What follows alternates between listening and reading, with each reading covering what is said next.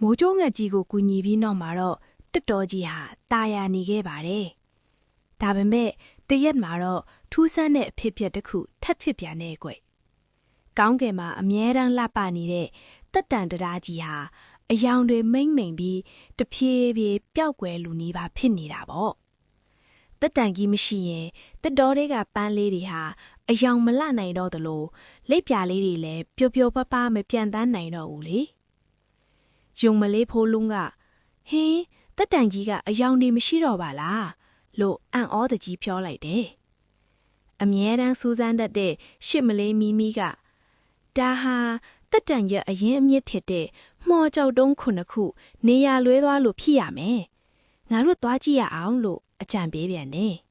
။သူငယ်ချင်း၃ယောက်ဟာတက်တန်ရဲ့အခြေရှိတာကြည်လင်သောရေကန်စီကိုခရီးစခဲ့ကြတယ်။လမ်းမှာတော့သူတို့ဟာကြီးမားတဲ့ပင့်ကူအိမ်လေးပိတ်နေတဲ့တောအုံနှက်ကြီးကိုဖြတ်ရတာပေါ့။စင်ကလေးတုတ်တုတ်ကမကြောက်ကြနဲ့တငယ်ချင်းတို့ငါလမ်းရှင်းပေးမယ်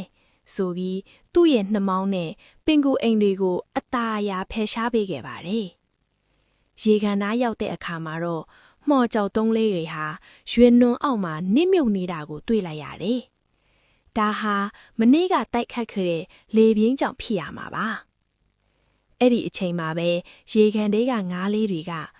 ဒီကြောက်တုံးတွေကိုပြန်ဆေးကြောပြီးတက်တန်စင်ပြင်ပေါ်ပြန်တင်ပေးမှတက်တန်ကြီးကပြန်လင်းလာမှာပါလို့ပြောပြကြတယ်။မီမီလေးကတွက်လက်စွာနဲ့ရွှေနေကကြောက်တုံးလေးတွေကိုကောက်ယူပေးတယ်။တုတ်တုတ်က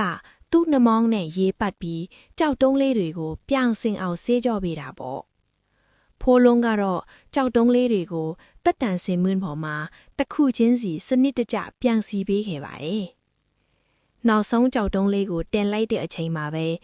ဝုန်းဆိုတဲ့အတန်နဲ့အတူကြောက်တုံးလေးတွေစီကနေရောင်စုံအလင်းတန်းတွေထွက်လာပြီးကောင်းကင်ယံမှာလှပတဲ့တက်တန်တရားကြီးပြန်ပေါ်လာပါတော့တယ်။တက်တော်အုပ်ကြီးတစ်ခုလုံးလဲရောင်စုံပန်းလေးတွေနဲ့ပြန်လဲဝေစားသွားတာပေါ့။မိုးကြိုးငှက်ကြီးကလည်းအပေါ်ကနေပြန်တန်းရင်ကျေးဇူးတင်ပါတယ်သူရဲဟောင်းတို့ရဲ့လို့အော်ဟစ်နှုတ်ဆက်လိုက်ပါသေးတယ်